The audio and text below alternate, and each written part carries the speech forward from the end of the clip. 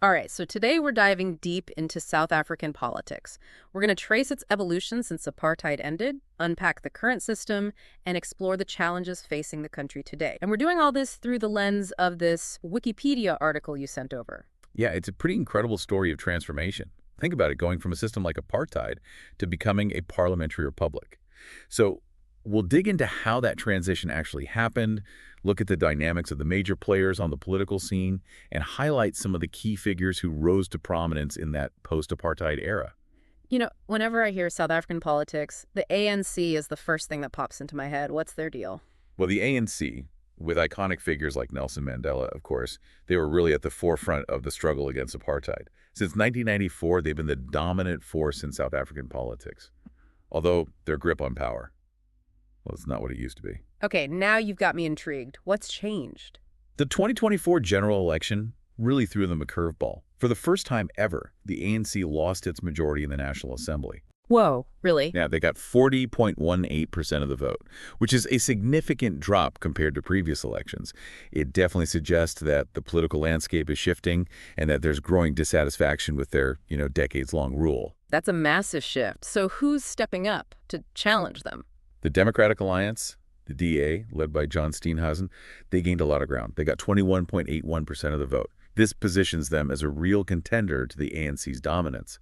But they're not the only ones gunning for power. Oh, so it's not just a two-horse race. Tell me more about these other players. South Africa actually has a surprisingly diverse political scene. You've got parties like the Umkhonto we Sizwe, the MK Party, the Economic Freedom Fighters, the EFF, and the Inkatha Freedom Party, or IFP as they're better known, all gaining traction. It's pretty wild when you think about it. The new National Party, the NNP, which was actually the party that implemented and then ultimately dismantled apartheid, they ended up merging with the ANC in 2005. It really goes to show how complex these issues of reconciliation and political alliances can be. Wow, there's a lot to unpack there. But before we get too deep into the weeds with these different parties, can we rewind for a second and talk about how the South African government actually works? Like, what's their system all about? Okay, so picture this. South Africa functions as a unitary, parliamentary, democratic republic.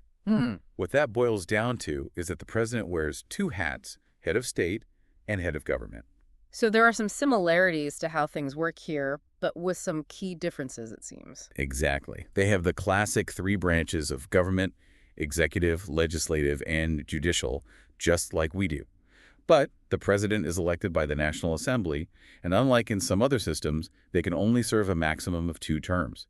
This helps to make sure there's a good balance of power and that no single person holds onto the reins for too long. Checks and balances is always a good thing in a democracy, right? But even with those safeguards in place, going from a system like apartheid to a full-blown democracy has got to come with its own set of obstacles.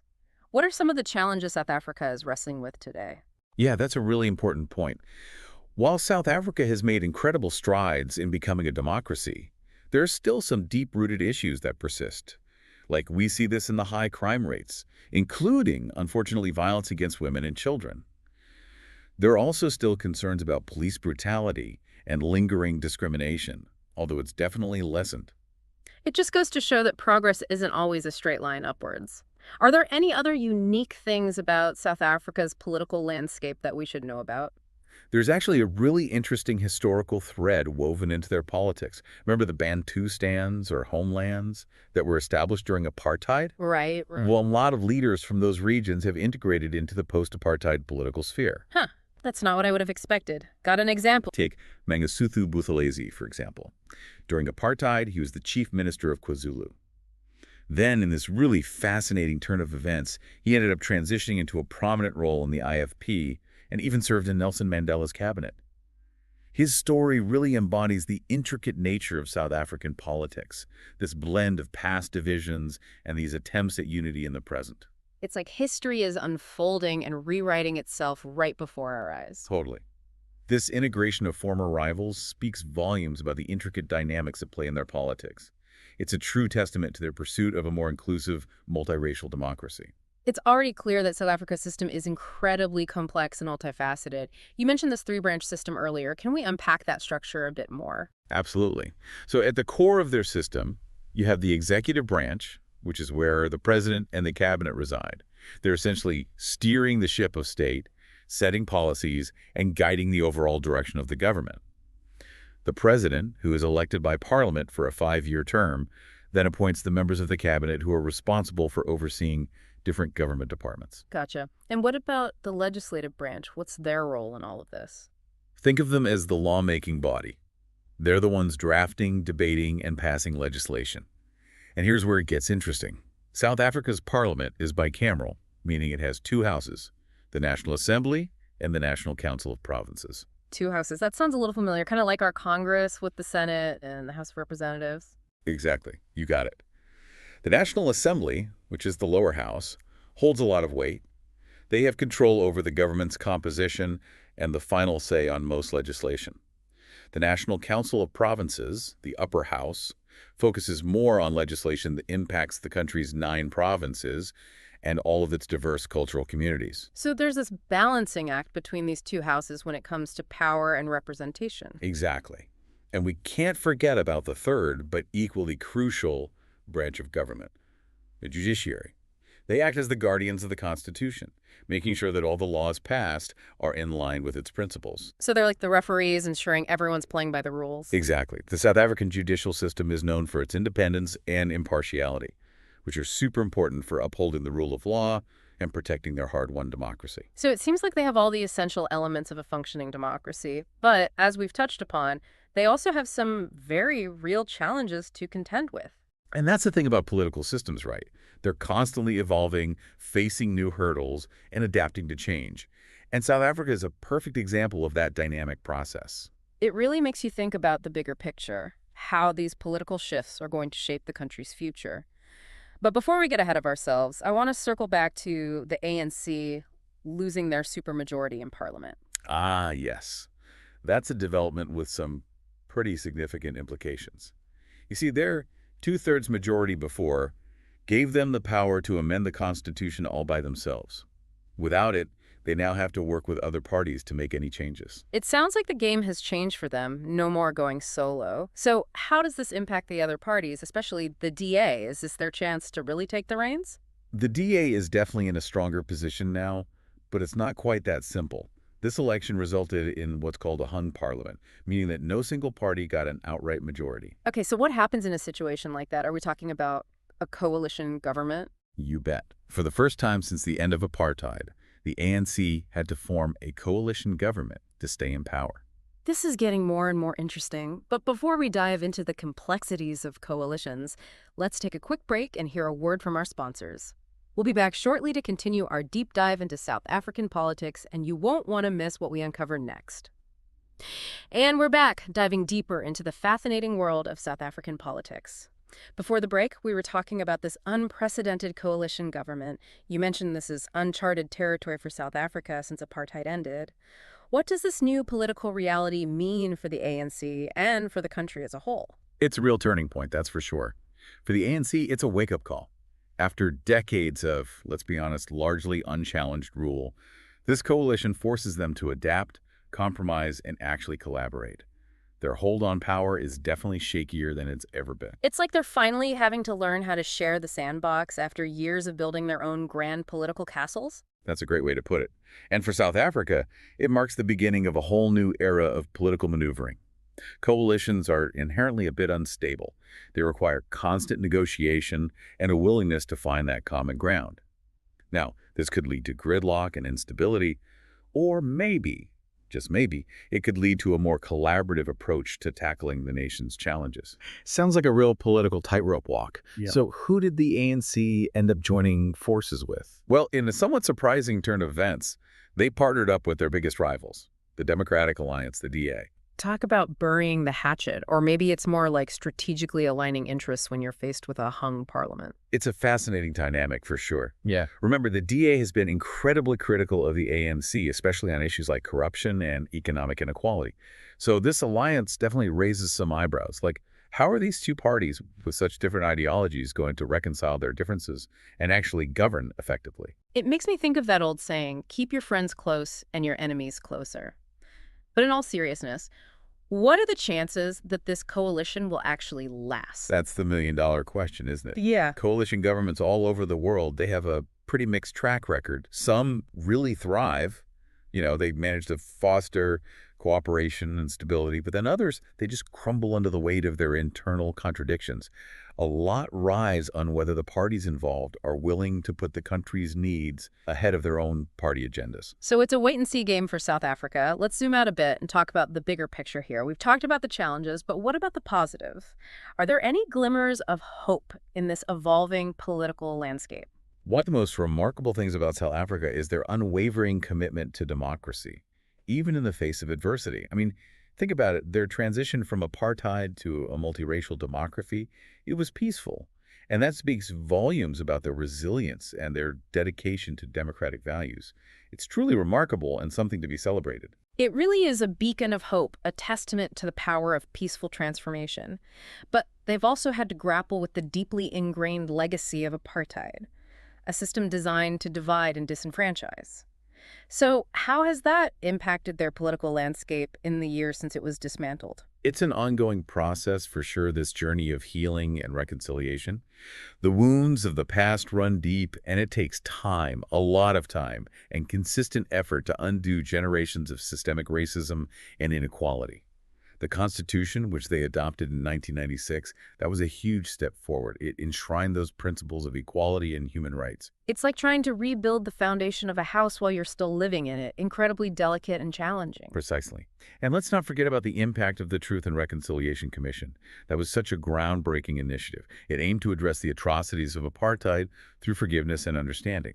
It gave victims a platform to share their stories and perpetrators a chance to seek atonement. It's a powerful example of how a nation can begin to heal from those historical traumas, acknowledging the past while still striving for a better future. It's never easy, but it's essential.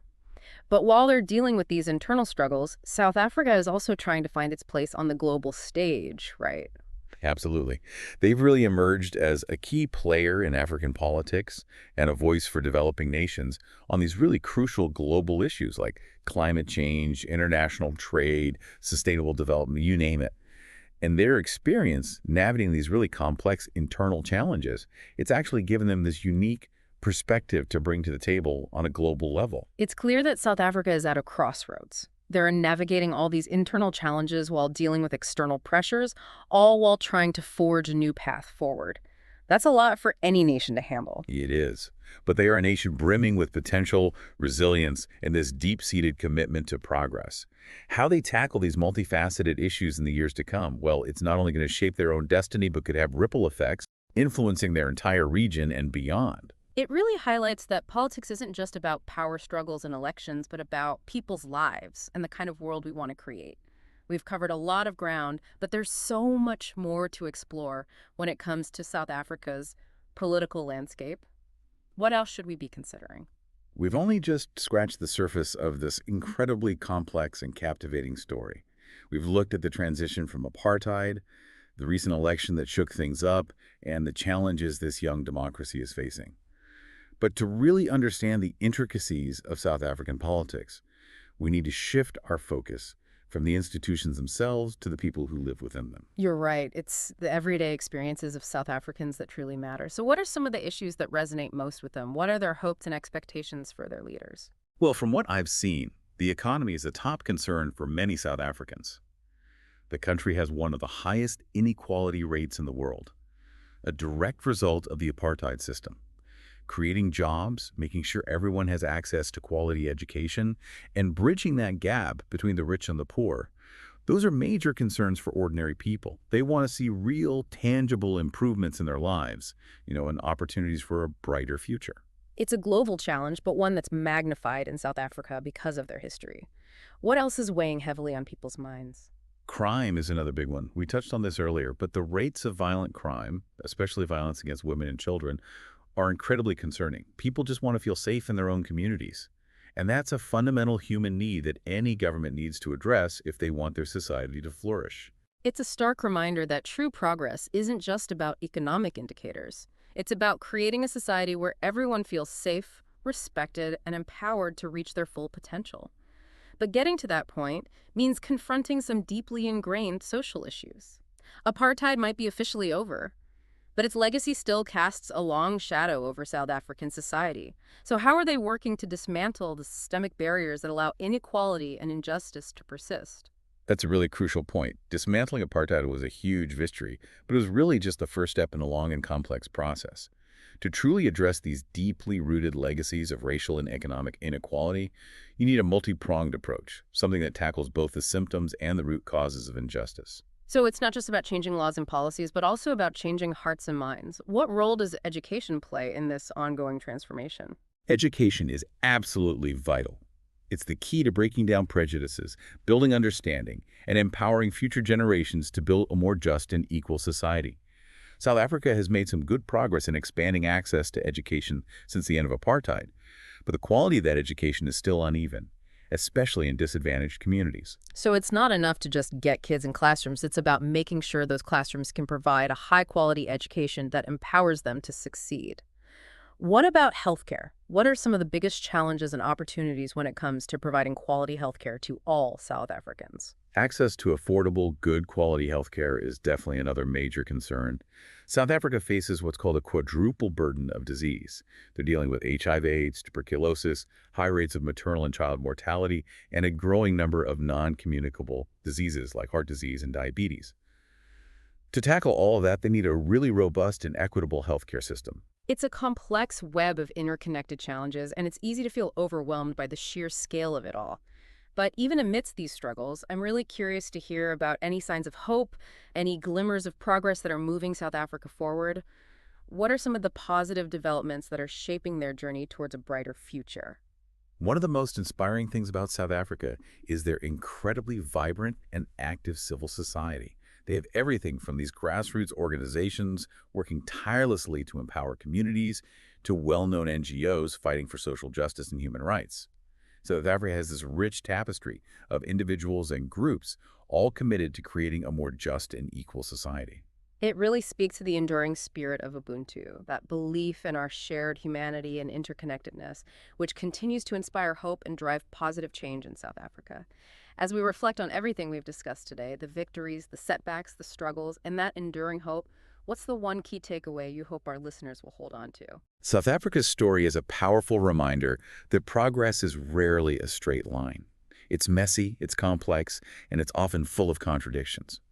But even amidst all the challenges, there's this incredible spirit of resilience, this determination to build a better future for all South Africans.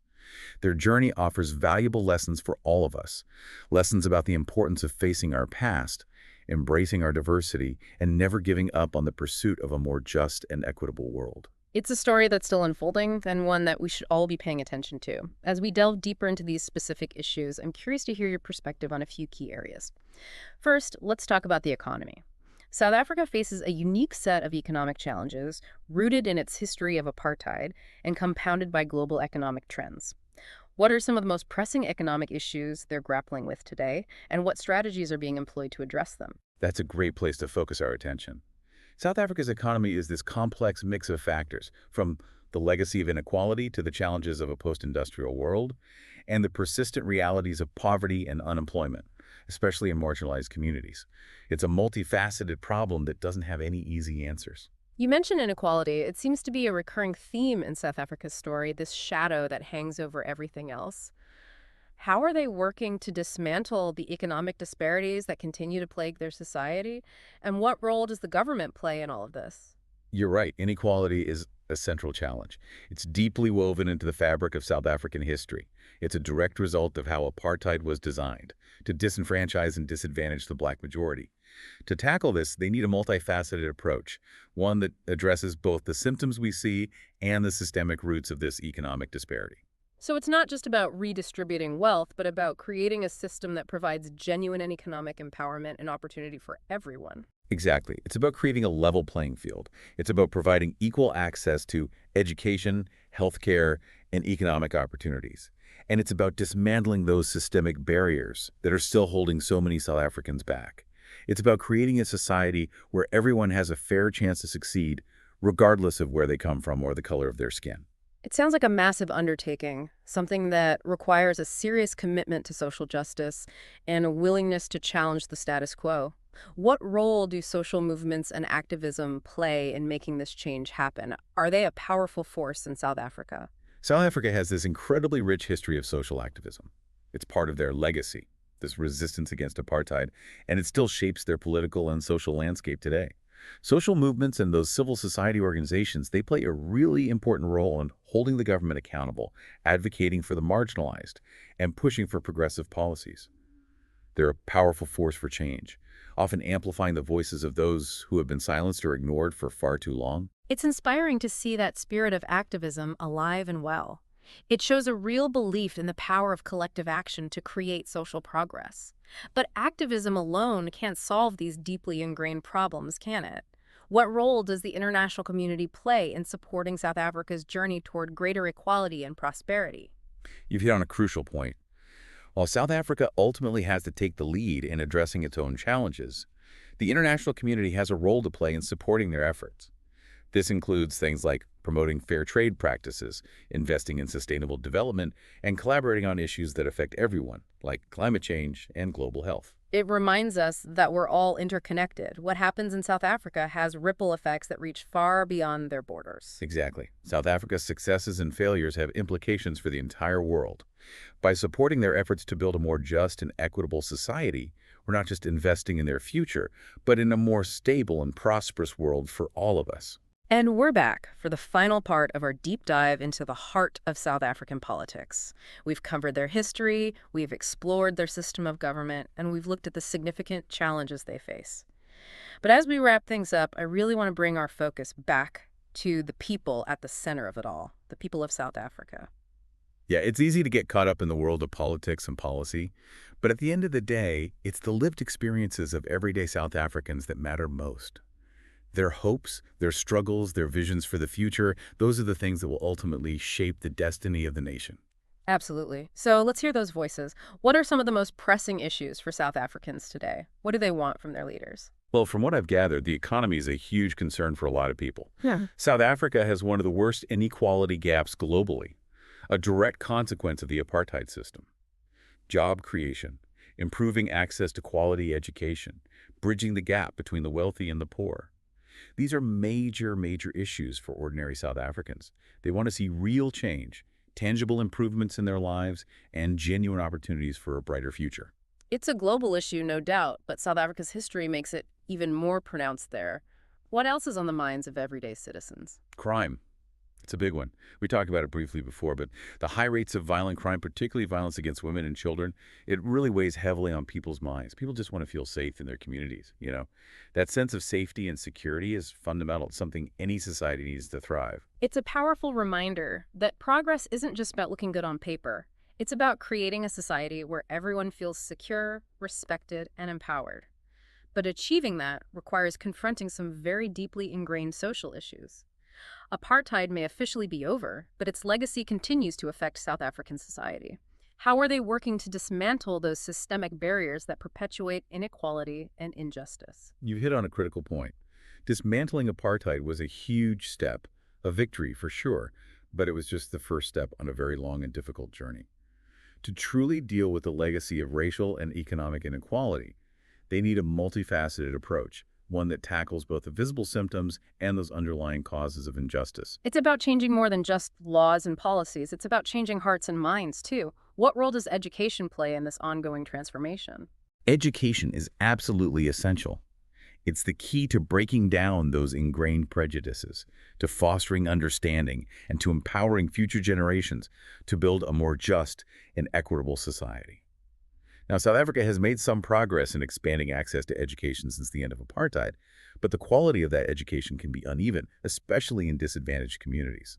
Right, so it's not just about getting kids into classrooms, it's about ensuring those classrooms can provide a high-quality education that actually sets them up for success. What about healthcare? What are some of the key hurdles and opportunities when it comes to providing quality, accessible healthcare to all South Africans? Access to affordable, high-quality healthcare is another major concern. South Africa is dealing with what's often called a quadruple burden of disease.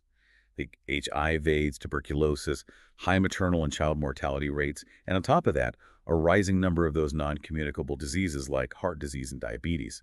To tackle all of that, they need a really strong and, importantly, equitable healthcare system. It's this interconnected web of challenges, and it's easy to get overwhelmed by the scale of it all.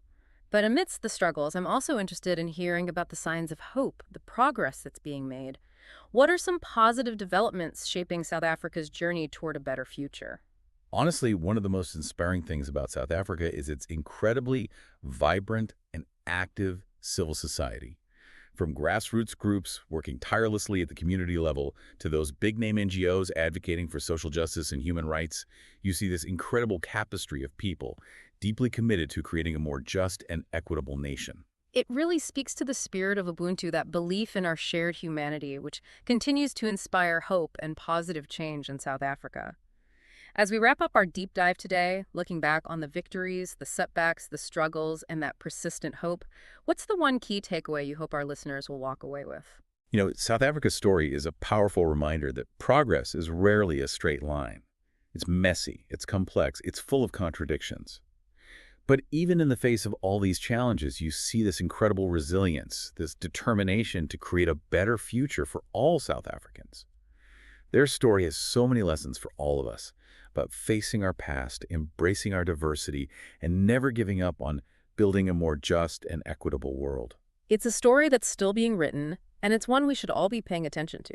That's all the time we have for today's deep dive, but I hope this conversation has sparked your curiosity and maybe even inspired you to learn more about South Africa, its people, and its incredible journey. Until next time, keep exploring, keep asking those tough questions, and let's all try to keep the spirit of Ubuntu alive in our own corners of the world.